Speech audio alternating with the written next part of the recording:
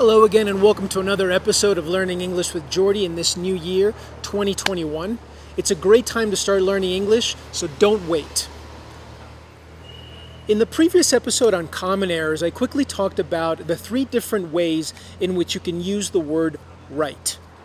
So one quick way to remember one of the three different possible meanings of the word right is to remember physical directions, the difference between left and right. Another tip for remembering the correct way of using the word right is to listen for an exclamatory sentence. For example, your conclusion about the project is right. When you hear that exclamation, then you know that the word right is a synonym for the word correct.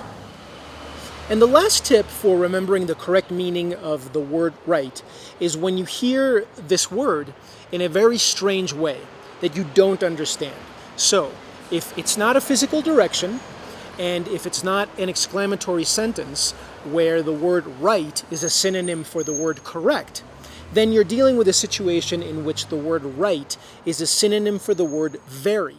This is more commonly used in the UK, and it's also commonly found in high literature and poetry. And very high-level native English speakers will occasionally use this word, right, in this sort of poetic way. So, learn English fast at Berlitz, and remember from all of us here at Berlitz, open your world.